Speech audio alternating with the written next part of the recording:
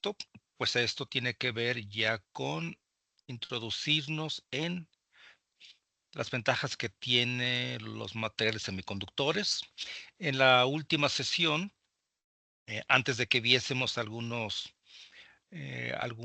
herramientas de simulación que varios de ustedes presentaron, me refiero a la anterior a esa, estábamos viendo algunas reglas de diseño y decíamos que esas reglas pues tenemos que obedecerlas, tenemos que acatarlas, incluso forma parte de los propios recursos del simulador que estemos utilizando para hacer ese diseño físico. Únicamente en casos extraordinarios en el que tengamos un soporte para violentar una regla, decíamos que debemos hacer esta notificación al fabricante, hacerlo por escrito y que nos lo fabriquen. De ahí en fuera, pues tenemos que ajustarnos.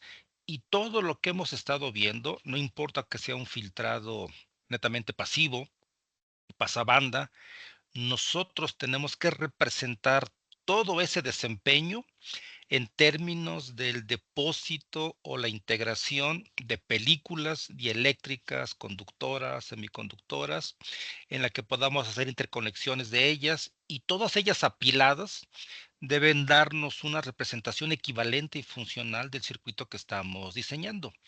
Al final, todas las bondades que hemos estado rescatando de nuestros diseños los vamos a representar con distintos polígonos en diferentes colores que representa para el fabricante una cierta etapa de su manufactura y para nosotros representa distintos elementos o componentes de un circuito. Entonces, grosso modo, lo que vamos a hacer el día de hoy es, en este momento, no utilizar las reglas de diseño en una herramienta particular y en una tecnología específica, sino vamos a introducirnos para ver qué implica si manufacturamos los resistores que nosotros hemos determinado para diseñar nuestro sistema de filtrado pasabanda. Por eso mi interés era que me facilitaran los valores óhmicos que ustedes habían encontrado en su solución, en su diseño, porque ahí es donde vamos a empezar a ver la factibilidad de su fabricación. Entonces, nosotros lo que vamos a hacer, mientras no se diga lo contrario, es utilizar una tecnología de bajo costo. Y con eso me refiero a que vamos a utilizar sustratos de silicio. El silicio, pues ese está en la tierra. Cada vez que ustedes vayan a la playa y estén ahí divirtiéndose y hagan castillos y jueguen con sus más cercanos, pues estarán montados en una mina de oro, porque toda esa tierra pues está basada en alto porcentaje en silicio. Ese silicio, obviamente, hay que tratarlo de manera química, hay que tratarlo de manera mecánica. Luego vamos a ver por qué se utiliza algo mecánico, pero al final, ese material que es abundante es el que nos va a permitir después transformarlo en una aplicación en la que podamos verificar que todo nuestro conocimiento reflejado de esa manera, pues es funcional. Ese silicio, cuando es procesado químicamente y tenemos una remoción de todos aquellos contaminantes, tenemos lo que se llama un silicio puro. Válgame el término, síganme la idea, y vamos a llamarle puro entre comillas. Es un silicio intrínseco. Es como lo más fundamental que podemos obtener, toda vez, insisto, que le hemos quitado todos los componentes adicionales que tiene la tierra que andábamos pisando. Ese silicio intrínseco, en sentido estricto, no nos sirve. Tenemos que darle alguna propiedad conductora.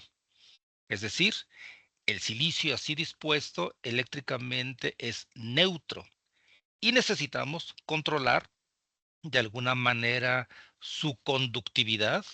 Podemos hacer que sea muy conductor, que sea medianamente conductor o nada conductor. De ahí que el silicio es un material semiconductor. Del punto de vista más simple, válgame el término, en el modelo simple de la representación atómica, diríamos que un átomo de silicio pues tiene, según la teoría cuántica, en su último orbital energético la posibilidad de tener 8 electrones de valencia. Imagínense un sistema solar en el que el centro está el átomo de silicio y en la última energía, en la última banda, perdón, en la última órbita, pueden coexistir 8 electrones de valencia. El silicio solo tiene 4.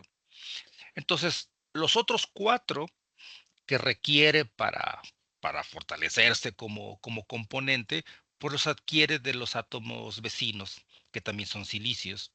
Entonces, por eso, usualmente se pone un átomo de silicio al centro, con sus 4 electrones de valencia, y con 4 átomos vecinos, pues comparte uno, de modo tal que el silicio, así formado, completa sus 8 electrones de valencia en su último órbita energética, y así todos los demás silicios comparten y comparten con los demás, y todo ello forma un enlace covalente. Y así es como se va estructurando todo el volumen, toda la dimensión física de este cristal, porque ocupa posiciones regulares. Me refiero a los átomos.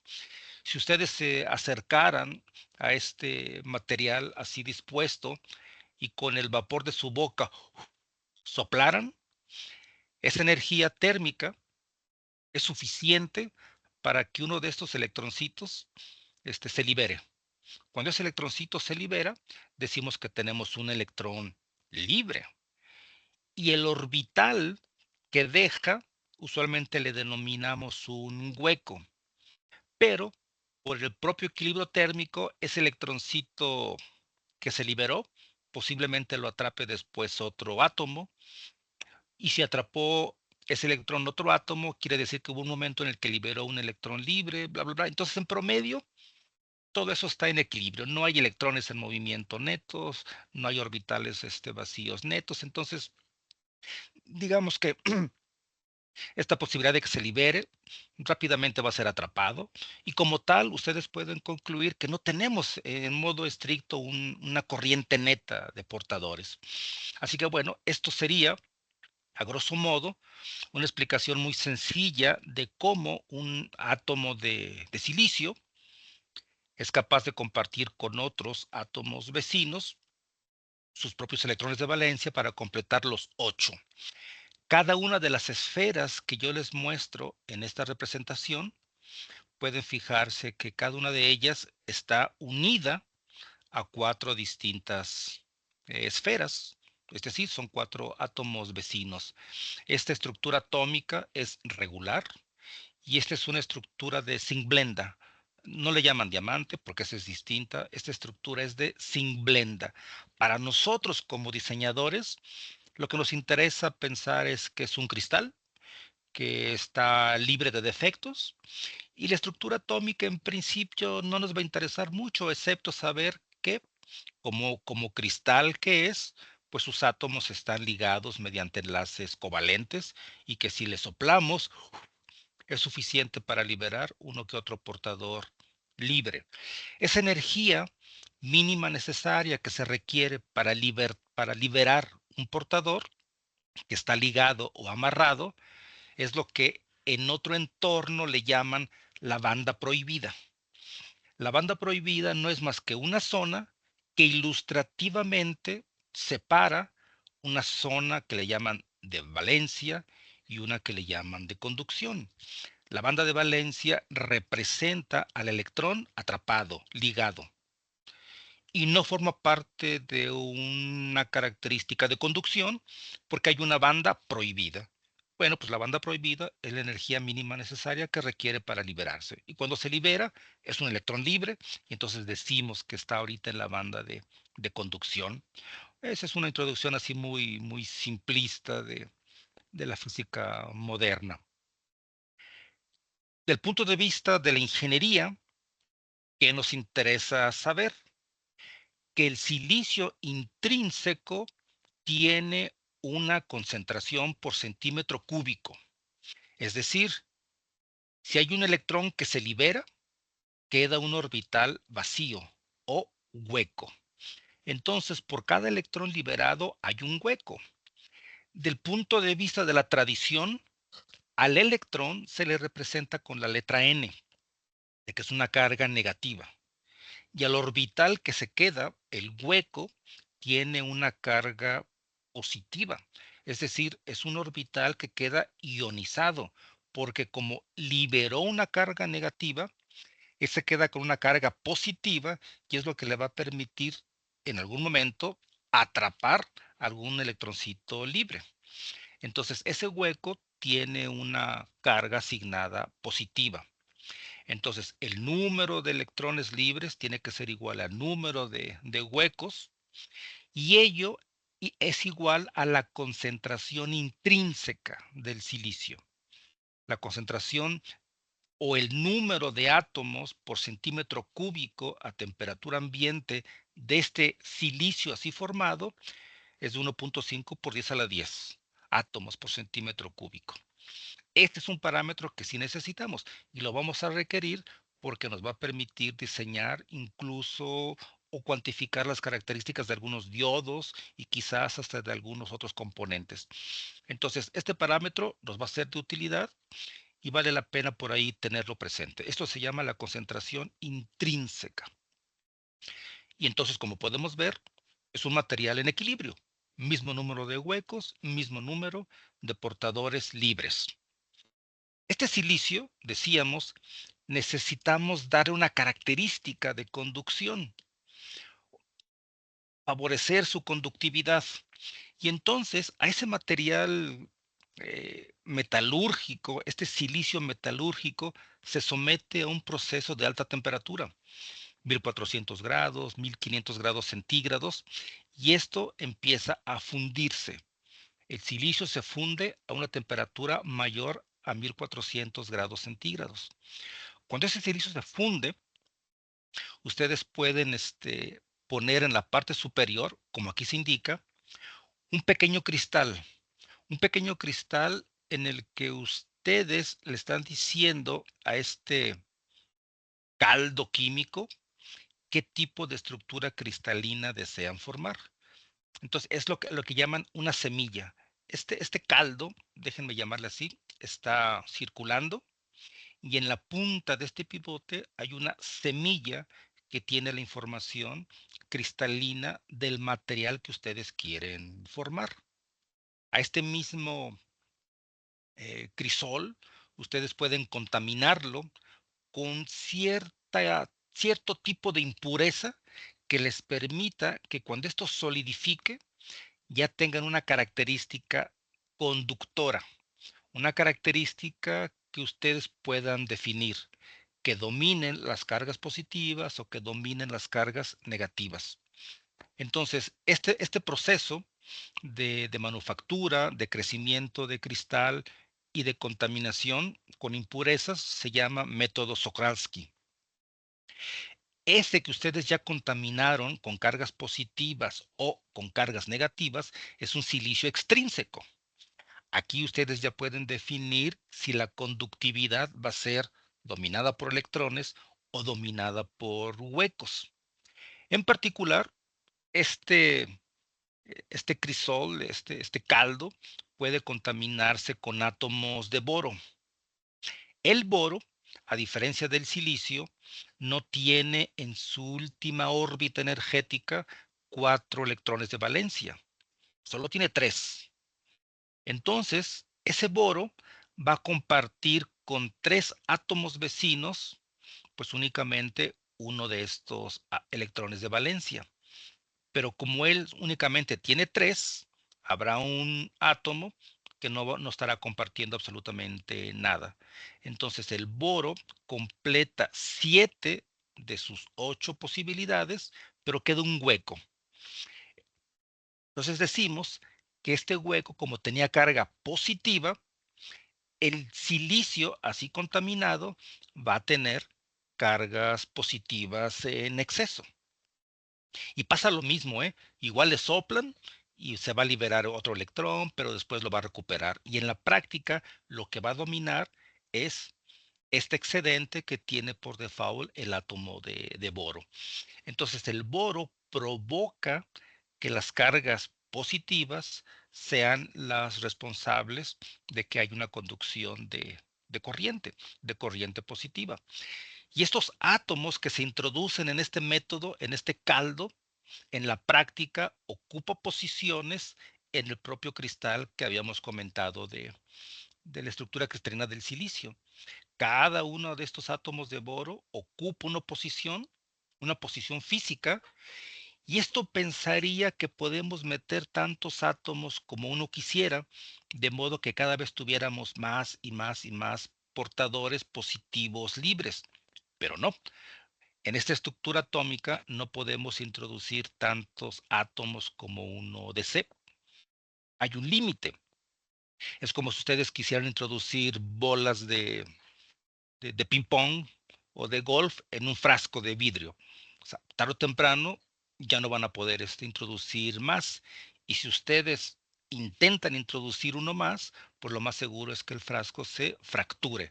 Bueno, eso es lo que pasa también en el silicio. Si hay átomos en exceso, se va a volver así muy, muy frágil y fácilmente se va a poder romper.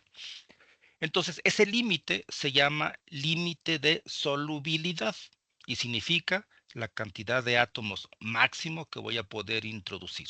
Entonces, este es el silicio extrínseco dominado con boro, y vamos a tener un semiconductor del tipo P, porque dominan las cargas positivas. Y se dice que por cada átomo de boro hay un portador positivo o un hueco. Entonces, todos los portadores, todos los átomos que uno introduce, podemos decir que es equivalente al número de huecos en un material tipo P.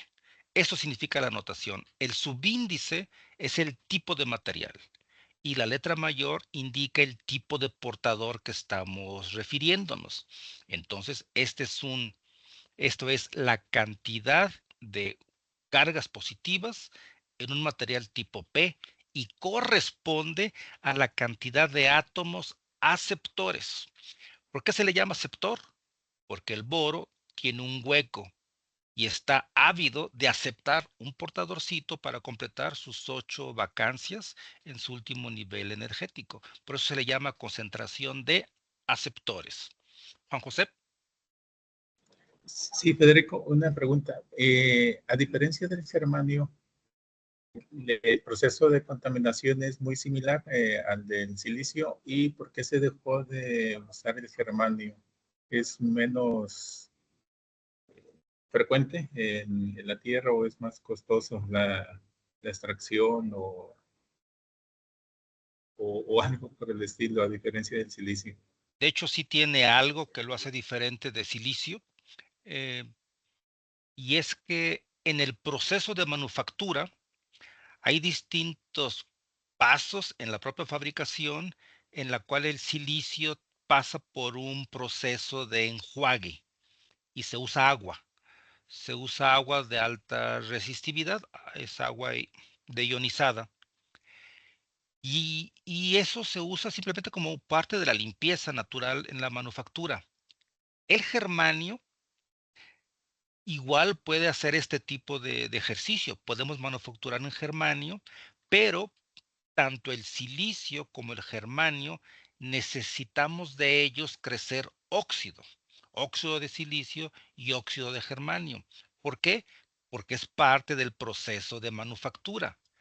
El problema del óxido de germanio es que es soluble en agua.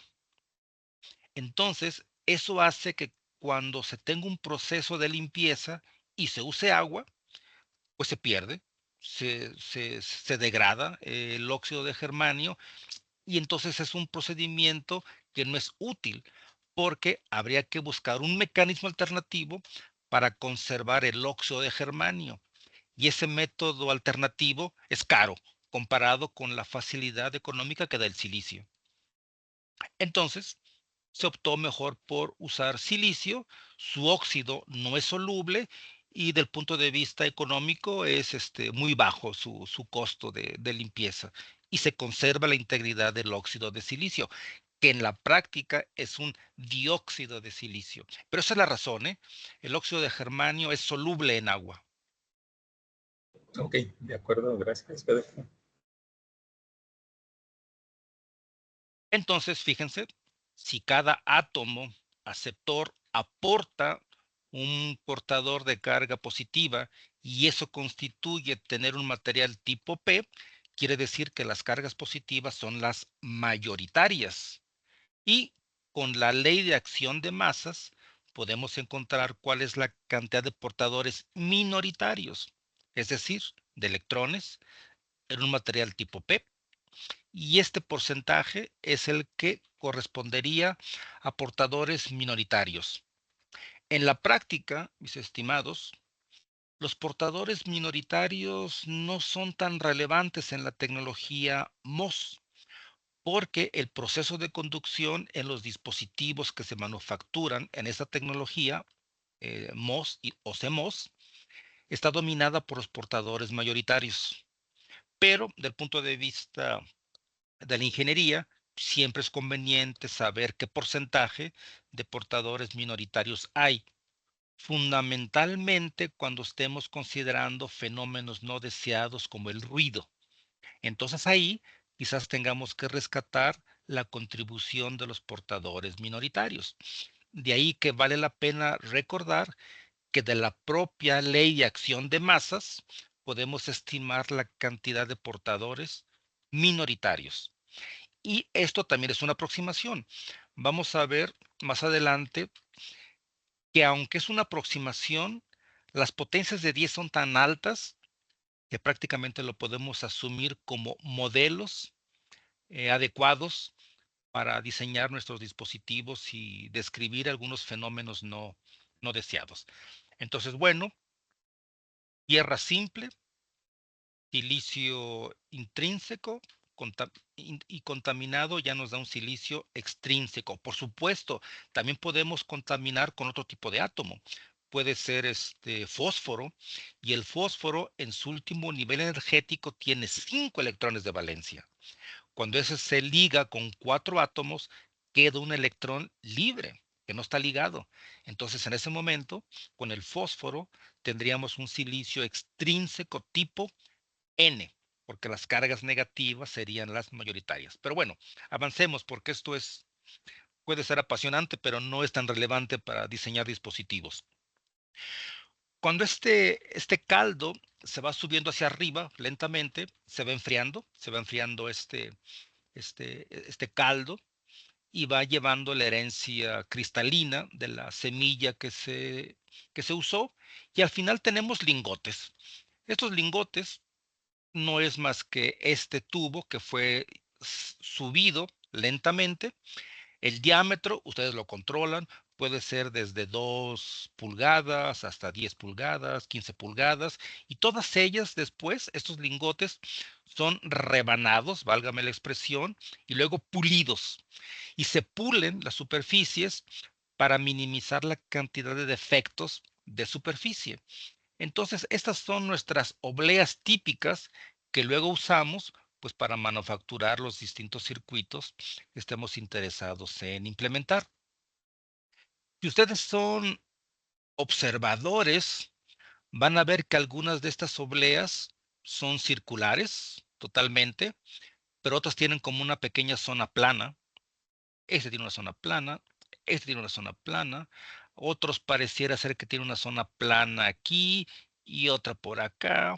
Bueno, todo eso obedece a, a una característica de la semilla que se introdujo al hacer este tipo de lingote.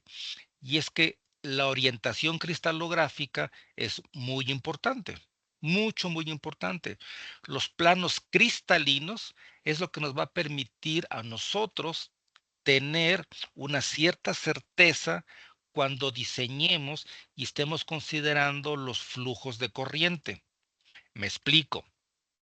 Imagínense que ustedes son un portador de carga negativa, es decir, ustedes son parte de una corriente eléctrica.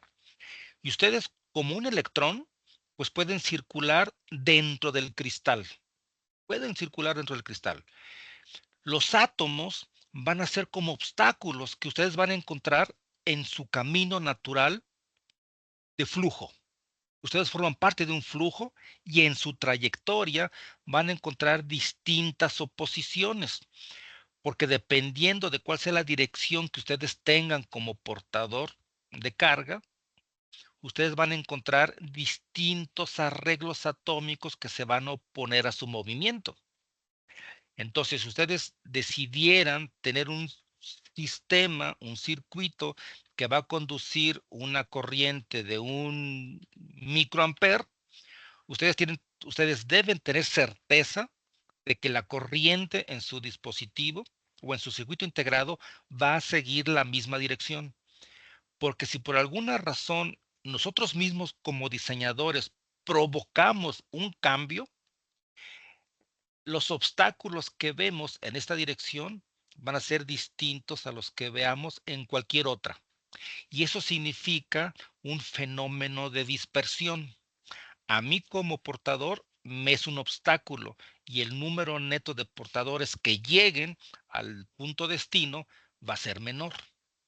Entonces, a lo mejor yo quiero 1 microamper y resulta que es este punto 98 microamperes. A lo mejor para mi aplicación eso no es relevante, pero habrá otras en la que sí, en la que perder 10% o 3% de portadores de carga puede ser la diferencia entre tener un diseño aceptable o no. Esto que estamos viendo, en el que la dirección es muy importante, hablando ya de nuestra corriente eléctrica, se llama anisotropía. Nosotros vamos a ser muy cuidadosos de no estar alterando la anisotropía de nuestros flujos de corriente. Vamos a diseñar para que siempre tengan la misma dirección. No importa que cambiemos el destino. Puede ser de izquierda a derecha, pero siempre horizontal. Puede ser de arriba a abajo, pero siempre vertical. Eh, ¿Por qué? Porque cuando uno utilizaba ejercicios ideales en mecánica de sólidos, los autores siempre nos decían, supongan que su material es uniforme e isotrópico. Bueno, si es un material uniforme y además es isotrópico, significa que la dirección que yo seleccione no le afecta en absoluto. Bueno, pues en este caso no tenemos un material isotrópico, sino es anisotrópico y tampoco es homogéneo, porque aunque aparentemente su manufactura es para que crezca como el apilamiento de cristales, resulta que tiene defectos y tiene dislocaciones y pequeñas fracturas por ahí internas, que a lo mejor no son catastróficas, pero puede influir en el desempeño de algunos circuitos. Así que eso nosotros lo cuidaremos simplemente eligiendo el tipo de dirección en el diseño que hagamos y además seleccionando el tipo de oblea que mejor se comporta lo que yo desee. Es decir, aquellos que tengan menor oposición, pues son las obleas que se van a seleccionar. Típicamente hay obleas 100, que son las que se usan en muchas ocasiones para manufacturar. ¿Por qué? Pues por la menor cantidad de fenómenos dispersivos, que en inglés es el scattering. Pero bueno, esto es, grosso modo, los tipos de materiales que vamos a utilizar y la orientación cristalográfica específica que seguramente vamos a optar para hacer nuestros diseños. Yo no he visto obleas o aplicaciones en que las obleas sea 1-1-1, porque eso implicaría tener de frente pues muchos obstáculos. Pero no dudo que para algunos transductores muy particulares, este tipo de oblea, la 1-1-1, sí sea muy recurrente. Para el caso de diseño de circuitos electrónicos, no estaremos en este escenario. Incluso en ocasiones es oscuro para nosotros qué tipo de orientación cristalina tienen las obleas, porque por default usualmente se manufacturan en 1000. Pues bien, ahí tenemos nuestras obleas formadas y nosotros simplemente le diremos al fabricante quiero que me fabriques estos dispositivos, he seguido tus reglas de diseño, aquí está el apilamiento de los distintos materiales, las geometrías que he seleccionado son las que corresponden a las características de mi diseño y te corresponde a ti hacer la manufactura y seguir trabajando de modo tal que la manufactura sea madura, que si yo lo fabrico hoy, el desempeño va a ser muy similar si lo fabrico en un mes o en un año. Entonces, aquí vamos a tener nosotros distintos parámetros que podemos rescatar. Por ejemplo, la oblea, de esa no tenemos control.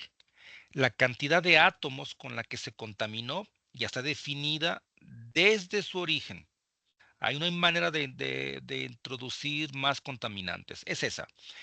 Y vamos a utilizar este tipo de notación. Vamos a decir que la oblea fue contaminada a una razón de 26 átomos contaminantes por metro cúbico. Ujú. Es un valor típico. Lo que nosotros sí podemos controlar no es la concentración de contaminantes en el pozo, donde vamos a fabricar los transistores tipo P. No, lo que podemos nosotros controlar es la dimensión física que tendrá el pozo. El fabricante se va a encargar de que ese pozo que nosotros necesitamos y que le vamos a decir cuántos necesito y de qué tamaños deben ser, el fabricante nos asegura que siempre van a tener 10 a la 22 átomos contaminantes por metro cúbico. Y esos parámetros son importantes porque, habíamos dicho, nos va a permitir cuantificar el valor de estas capacitancias parásitas, el valor de estos diodos parásitos y tener certeza de que los diodos parásitos que aquí tenemos no vayan a entrar en conducción para que nuestros circuitos funcionen tal y como lo hemos concebido y no que por parásitos nos dé un desempeño anómalo. Y eso lo vamos a tener firmado por el fabricante porque él nos va a asegurar que estas son las concentraciones que él tiene en su proceso de manufactura. Si son cambiantes, entonces su proceso no es confiable y ahí no vamos a manufacturar. Entonces aquí tenemos dos parámetros que nos define zonas de contaminantes que podemos nosotros seleccionar. Vean que también tenemos zonas con otro tipo de contaminante. Bueno, estas zonas, que son las terminales de fuente y drenaje de los transistores, o el contacto al pozo, o el contacto a mi oblea, nosotros también las diseñamos. Y el fabricante nos asegura que aquí la contaminación de estas zonas es mucho más alta que 10 a la 26. Mucho más alta. ¿Por qué? Porque se desea que sea muy conductor, de modo tal que cuando este metal haga contacto con ella, prácticamente sea una unión metal-metal y que no tengamos ninguna pérdida o caída de potencial. Entonces, de todas las zonas que están aquí en tonos de gris, de esas nosotros vamos a determinar su dimensión física. Y muy importante, también si queremos que las parásitas capacitivas sean de menor valor, vamos a procurar que la dimensión de estas zonas que nosotros necesitamos decir al fabricante que nos construya, tienen que ser pequeñas para que los efectos parásitos se presenten a altas frecuencias y no en el rango de frecuencias de nuestra aplicación. Estos parámetros que estamos viendo aquí, la concentración de aceptores y la concentración de donadores, aquí no es Na, aquí es Nd de donadores, son los parámetros que vamos a estar utilizando de aquí en adelante. Y bueno, obviamente también podemos determinar cuáles son las cantidades de portadores minoritarios, ¿no? Y podemos tener ese dato por ahí guardado por si en algún momento lo utilizamos, pues ya lo tenemos ahí. Ok, hagamos un resistor. Hagamos uno de sus resistores, a ver qué tal nos resulta y a ver qué tantos inconvenientes desde el punto de vista de desempeño y de parásitos vamos a tener. Aquí está nuestra oblea. Aquí se ve de mucho mejor manera el corte que tiene y por lo tanto nos indica cuál es la orientación cristalina de nuestro material. Y esta oblea la vamos a someter a un tratamiento térmico. Un tratamiento térmico quiere decir que va a ser una atmósfera rica en agua y el agua se va a convertir con ayuda del silicio, perdón, el silicio con ayuda del agua se va a convertir la superficie en óxido, un óxido de silicio. Eso quiere decir que el grosor original de la oblea ahora va a ser reducida porque la superficie se va a transformar en dióxido de silicio. Esto que está aquí es la vista superior de una oblea que se sometió a una temperatura alta, vean, 1100 grados centígrados. Este óxido es grueso. Este primer óxido es grueso, no es de buena calidad, porque no es el óxido de compuerta. Es un óxido que necesitamos para empezar nuestro proceso. Es una atmósfera rica en oxígeno, poquito más, poco menos de 3 horas, y después la temperatura acorde y más o menos se crece ese óxido, unos 2000 Armstrongs.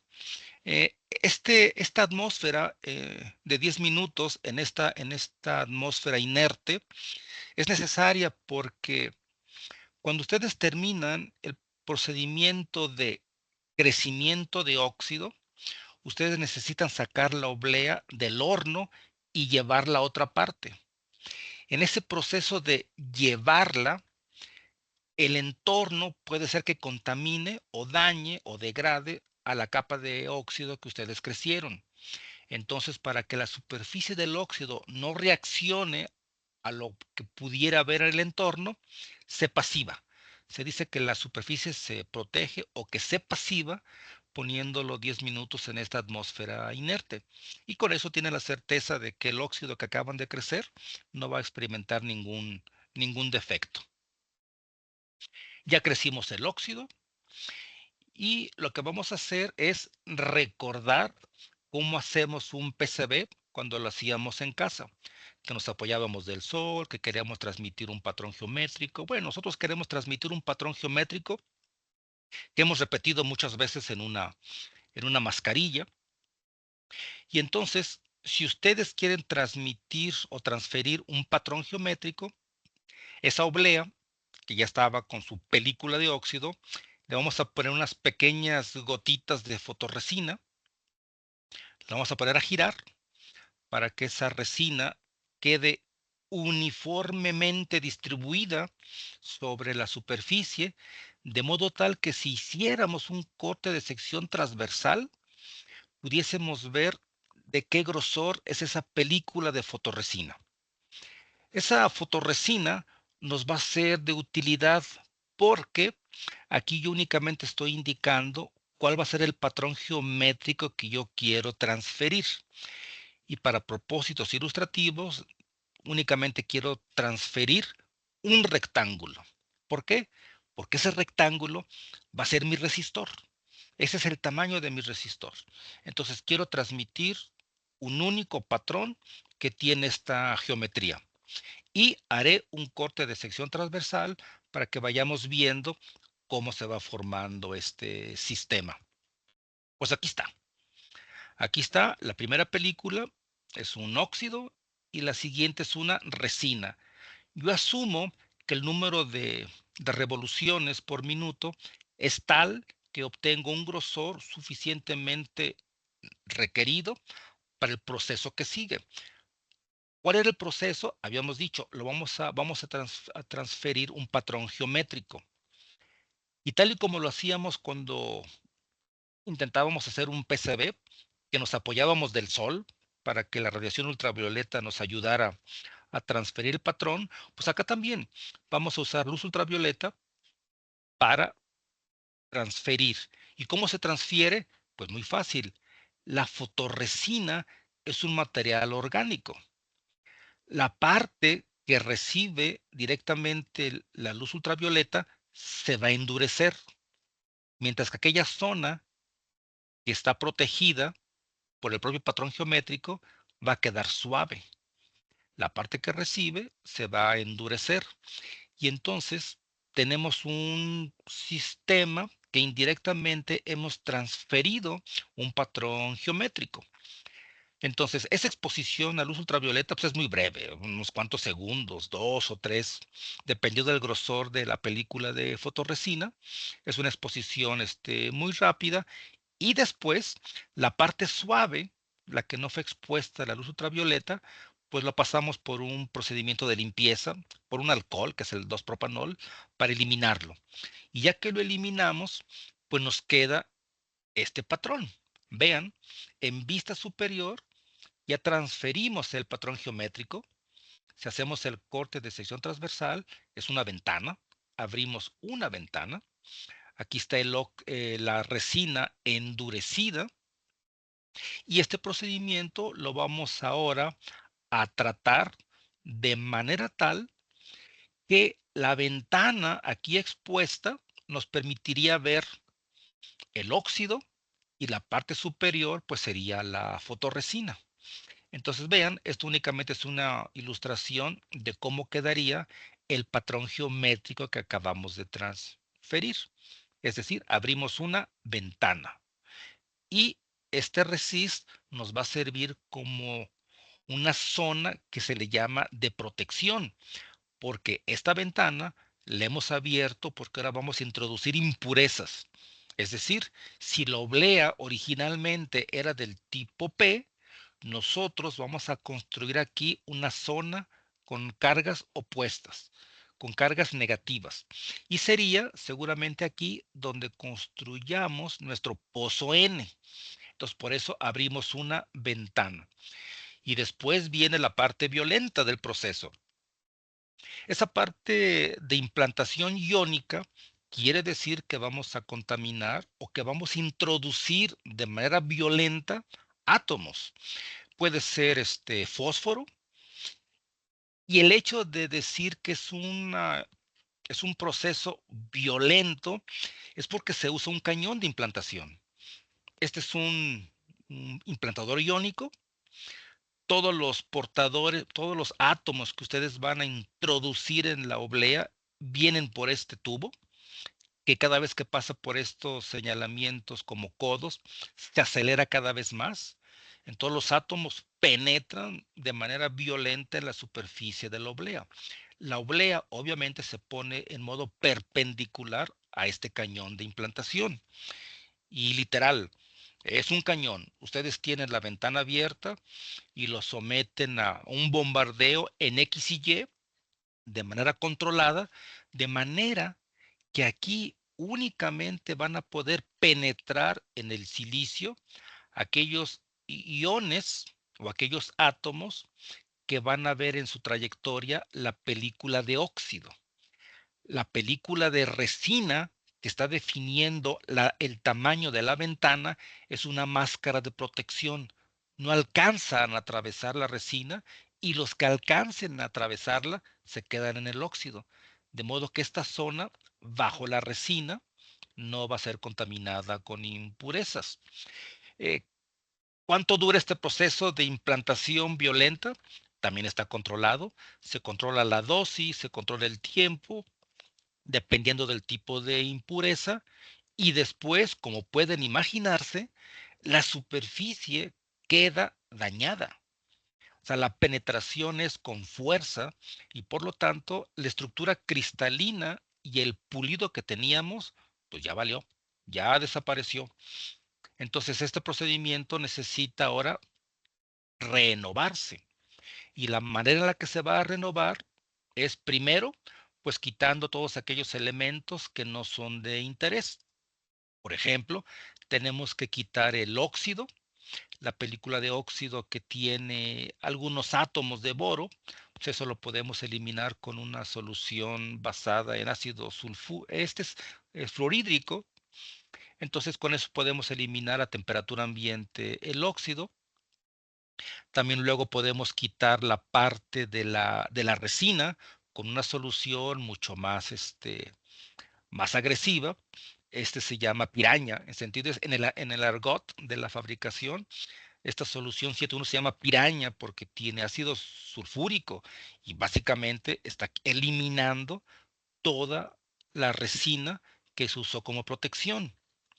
Algo relevante en este proceso es que todas las soluciones que se usan se llaman selectivas. Es una solución que elimina únicamente un tipo de material. No elimina dos, no elimina tres. Esto se llama grabado selectivo. Y aquí el trabajo de los químicos ha sido muy importante y día a día siguen haciendo investigación para que el tipo de solución cada vez sea más económica sin perder sus características de ser selectivo. Así que bueno, aquí hay una solución para eliminar el óxido, otra para eliminar la resina y después habrá que eliminar la otra película inicial de óxido que se creció en su momento. Y cuando eso lo eliminan, pues vean, esto es lo que queda. Esto queda así, nuevamente. La vela original no somos capaces de percatarnos dónde está la zona dañada, pero ciertamente sí tenemos zonas en la que fue implantado y que la estructura cristalina necesitamos restablecerla. ¿Y cómo lo hacemos? Con calor. Todo esto es con calor. Tratamiento térmico, 1200 grados centígrados. ¿Por qué? Porque esa temperatura, los átomos están vibrando mucho más alrededor de sus posiciones de equilibrio. Entonces, como están vibrando, la red se contrae y se expande, se contrae y se expande, y en ese procedimiento los átomos implantados se posicionan de ciertos sitios en la red y se van incorporando a la estructura cristalina.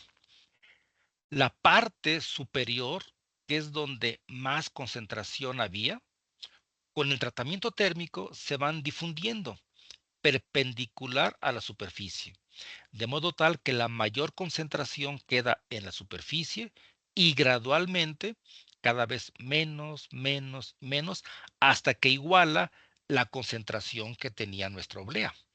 Justamente donde se alcanza este equilibrio, se dice que eso tiene una profundidad de unión y esta profundidad de unión la tiene bien caracterizada el fabricante.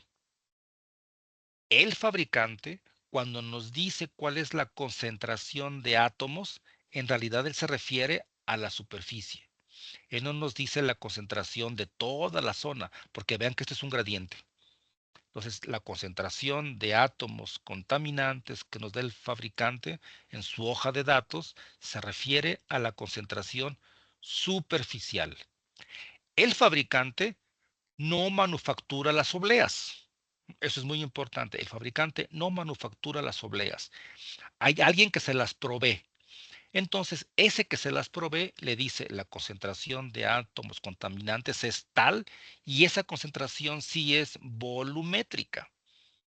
El fabricante, el cual nos va a dar el servicio, nos da una concentración superficial, aunque sepamos que aquí hay un gradiente.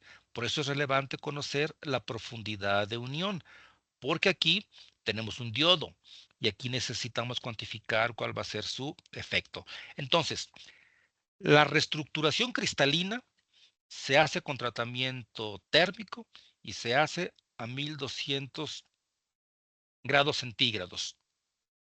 Y después, pues lo que sigue es hacer otro tratamiento. Acuérdense que el tratamiento térmico, pues hace que también se crezca un óxido sobre la superficie y ese óxido pues habrá que removerlo posteriormente, ¿no? Lo que hemos diseñado de esta manera es el pozo N, el pozo donde podemos construir transistores del tipo P. Es una concentración dominantemente negativa. Si hacemos un procedimiento similar, aquí podemos hacer implantación de cargas positivas en mayor concentración o en menor concentración, etcétera. Si quisiéramos hacer un transistor o introducimos regiones del tipo N para que sean los contactos físicos en los extremos del pozo que va a constituir nuestro resistor. Entonces, el pozo puede servir para construir transistores tipo P o usarlo para que sea un resistor. Y este resistor, como es del tipo N, construimos regiones N en mayor concentración, decíamos, para que aquí tengamos un contacto casi metal-metal. En vista superior, este sería el patrón geométrico que en un momento diseñamos, propusimos, y este sería nuestro resistor. Hemos puesto una terminal positiva, una terminal negativa o viceversa, pero al final, recordemos, este material nos lo da el fabricante, nos va a decir cuál es la concentración y esa concentración va a definir el valor de este resistor. Si ese resistor tiene un valor óhmico pobre, habrá que incrementar el valor de hay que incrementar la dimensión física del pozo para obtener el valor óhmico que todos nosotros estamos necesitando para implementar nuestros resistores y nuestro filtro. Entonces, digamos que, ¿cuánto se tarda hacer este proceso de fabricación de resistores? Bueno, desde que iniciamos creciendo el óxido hasta que tenemos estas otras implantaciones, el depósito de metal, bla, bla, bla, esto puede llevarse fácilmente unos 15 días, 21 días. ¿Por qué? Porque hay una secuencia. El hecho de que tengamos aquí N+ y que depositemos metales significa que aquí nosotros no estamos utilizando otros materiales, pero el proceso de manufactura sigue toda la receta. Los usemos o no, el procedimiento se sigue al pie de la letra. Así que si el proceso se tarda en su totalidad un mes, bueno, pues al mes acabará también el diseño del resistor, aunque físicamente él ya no requiera nada. El proceso tiene que seguir toda la secuencia, toda la secuencia. Lo usemos o no, tenemos que hacerlo así. Y el fabricante no nos va a hacer un proceso a la medida. Él lo va a hacer tal cual está definido porque lo tiene controlado. Y todos sus equipos están calibrados para tener todo ese tipo de actividad. Y por eso en algunos diseños la manufactura es multiproyecto. Podemos tener nosotros un diseño de manufactura, alguien más puede tener otro diseño que sí requiera más materiales y entonces como todos están en la misma oblea, pues aunque nosotros utilicemos menos pasos de manufactura, pues tenemos que seguir todo el procedimiento. Es decir, si hay tratamientos térmicos adicionales por la propia manufactura que nosotros no utilicemos, eso explica por qué la geometría inicial luego crece de dimensión. Este pequeño corrimiento que vemos, más allá del límite que teníamos en nuestro patrón geométrico ideal, se llama difusión lateral. Y es que la difusión de impurezas no solamente ocurre perpendicular a la superficie, también ocurre hacia los lados. Entonces, esta difusión lateral también está controlada. Es un parámetro que también nos da el fabricante y la necesitamos porque por manufactura nuestras dimensiones físicas van a experimentar una pequeña variación y tenemos que evaluar si esa variación le va a impactar al desempeño o no de lo que estemos diseñando. Entonces, este es otro parámetro que nos va a dar el fabricante y que eventualmente lo vamos a utilizar. Sobre todo cuando estemos utilizando sistemas que le llaman de geometrías mínimas, pues aquí la geometría mínima a lo mejor no va a resultar tan mínima por el efecto de las difusiones laterales. Juan José. Sí, Federico, si el bombardeo en vez de ser boro se hace con galio o con algún compuesto como arsenuro de galio o fósforo, ¿qué resultados se tienen en este caso en el pozo? ¿Es N, se convertiría en N o sería P? Si se implanta fósforo, el pozo va a ser tipo N, porque el fósforo aporta un electrón por cada átomo. De hecho, eh, todos los materiales o todos los átomos que se implantan tienen que ser compatibles con la tecnología. Es decir, no podemos implantar sodio o cloro como tal, porque esos iones son altamente contaminantes y puede dar al traste con nuestros diseños. Pero sí pueden implantarse algunos compuestos, pero seguramente estará más que demostrado que ese material que se va a introducir o ese átomo que se va a introducir es compatible con la tecnología y que incluso no va a contaminar ni al propio dispositivo ni al propio equipo. Es decir, las cámaras de depósito, el sistema de implantación, los hornos para difusión de impurezas, o sea, nada de eso debe ser contaminado. Todo lo que se implante tiene que ser compatible. Algo interesante es, por ejemplo, se puede implantar aluminio.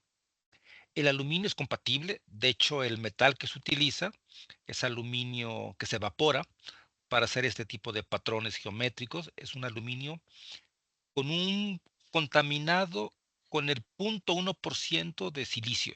Está contaminado con el 0.1 de silicio justamente para tener buena adhesión aquí.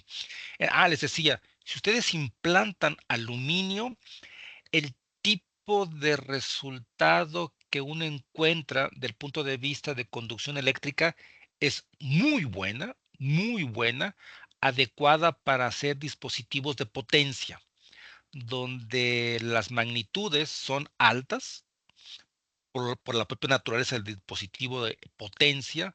Viene muy bien tener control de este flujo de corrientes y usualmente se hace con implantación de aluminio, porque allí el aluminio lo que hace es aportar justamente esa cantidad de electrones que se requiere para las aplicaciones de electrónica de potencia. Yo en particular jamás he requerido implantar aluminio, pero sí es muy importante saber cuáles son las distintas facilidades que la manufactura nos ofrece como diseñadores. Por ejemplo, esta tecnología que les estoy presentando tiene la posibilidad de diseñar sistemas bipolares. Yo en particular no requiero utilizar este tipo de transistor y por lo tanto no utilizo sistemas bipolares, pero la manufactura los puede hacer sin ningún problema. De hecho, está en su propio procedimiento de fabricación. Entonces, y la información que el fabricante debe proveernos debe ser suficiente para que todos nosotros sepamos cuál es el alcance de la propia tecnología y cuáles son los distintos materiales o dispositivos que es factible manufacturar. Incluso se pueden manufacturar dispositivos JFET o FET, además del MOS, además del bipolar, además de los diodos, varactores, etcétera. O sea, todo eso es un manual que el fabricante está obligado a proporcionarnos para saber el alcance que tenemos con estas distintas tecnologías. El uso específico de arsenuro de galio, ese se usa más, Juan José, compañeros, como substrato. El arsenuro de galio es un material compuesto que se crece en laboratorio y tiene la propiedad de que su comportamiento del punto de vista energético es eficiente si lo comparamos con silicio. Es decir, la cantidad de energía que necesita un portador atrapado en silicio para liberarse es del orden de la banda prohibida. Bueno, pues en arsenuro de galio requiere mucho menos. Y no solamente requiere mucho menos, sino que requiere la liberación de un montón de portadores. O sea, no uno, no, un montón. O sea, agarra así como, pues, como para aventarlo. Entonces, arsenuro de galio, al requerir un menor recurso energético, se dice que es de banda prohibida directa. y se usa el término directa para decir que es más rápido que el silicio. Acuérdense, si el electrón se libera es porque agarró energía para liberarse, pero ¿cuánto tiempo demora en liberarse? Bueno, pues en arsenuro de galio demora prácticamente nada, ¿eh? Prácticamente nada. Entonces, ese nivel de duración de liberación es de lo que estamos hablando cuando uno se refiere a dispositivos manufacturados en arsenuro de galio. Como es muy rápido su liberación y su movimiento, los tiempos de propagación se reducen y en arsenuro de galio es un material que se presta para trabajar a altas frecuencias, a diferencia de silicio. Que silicio tiene que utilizarse la miniaturización o el uso de geometrías cada vez más pequeñas para cortar los tiempos de desplazamiento. Es como se ha buscado que compita con arsenuro de galio. Pero arsenuro de galio, sin estar pensando en miniaturizar, es rápido por sí mismo, insisto, y eso es adecuado para tener aplicaciones de alta frecuencia. Y otros compuestos que se han utilizado, ¿eh? Otros compuestos para tener mayores rapidez de respuesta y que puede competir con arsenuro de galio.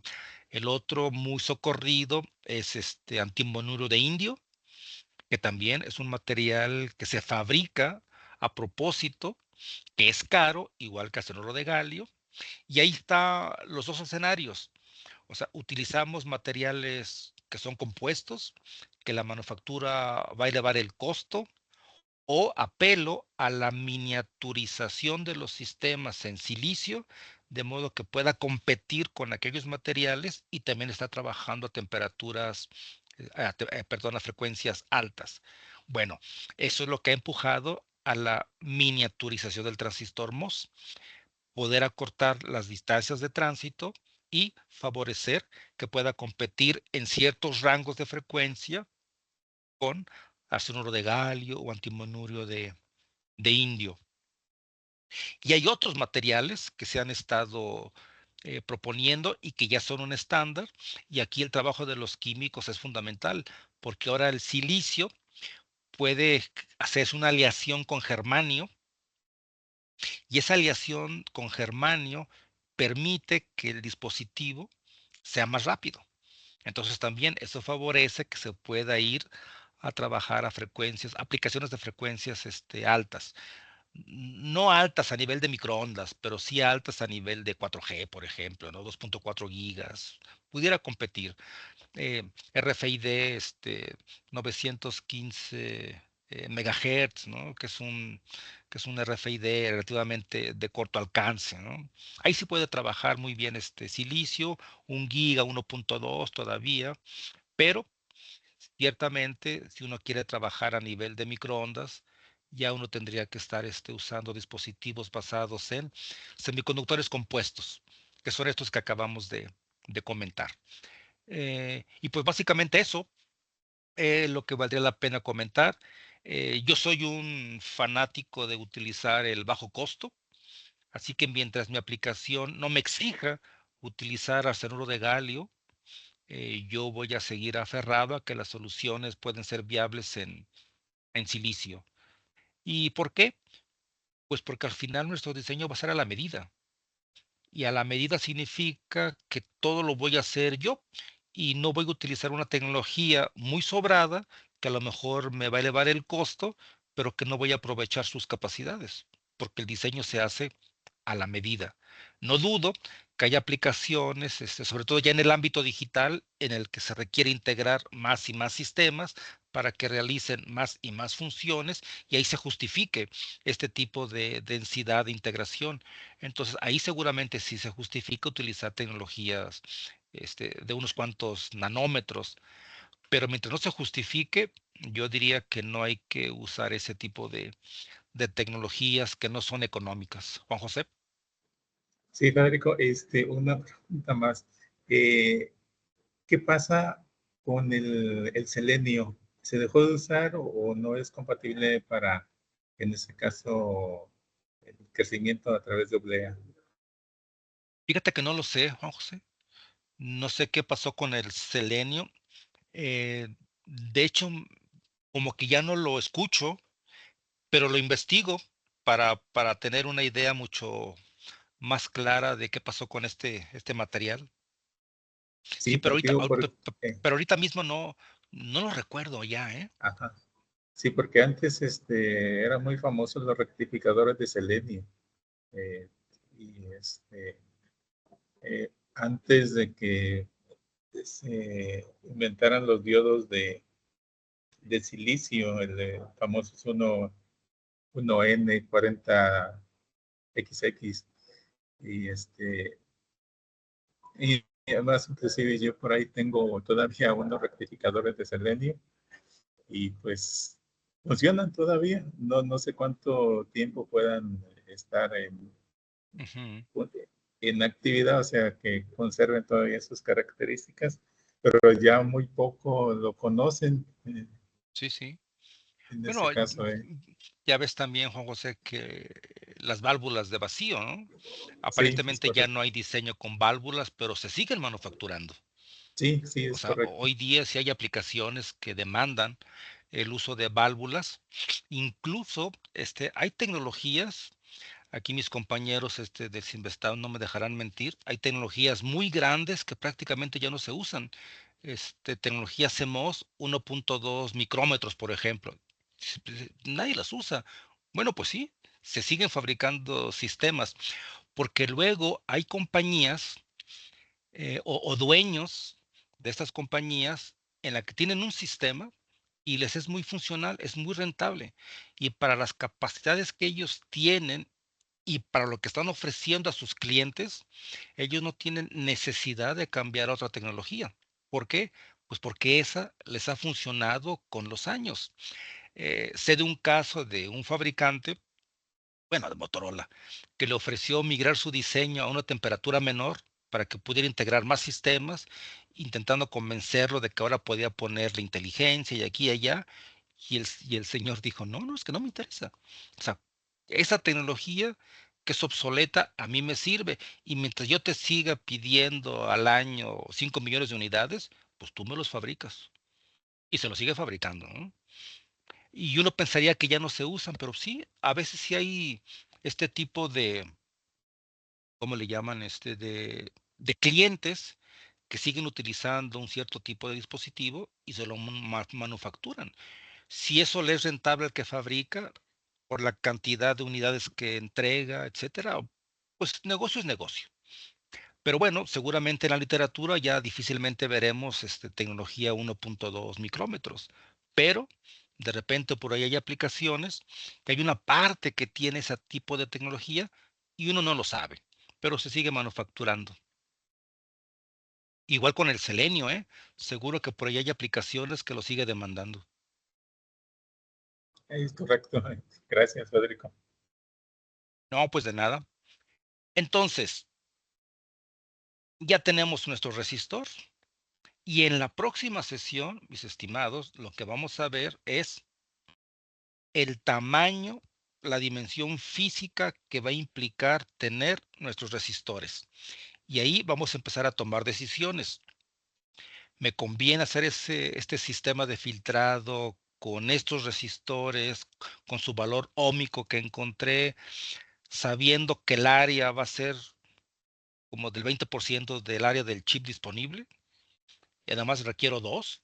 Entonces empezaremos a hacer ese tipo de observaciones y empezar a considerar hasta dónde es factible hacer o no uso de resistores en una aplicación muy sencillita como es esta, ¿no? La de un filtro pasabanda. Pero bueno, me parece que eso lo podemos ver a detalle ya del punto de vista del diseño físico del resistor.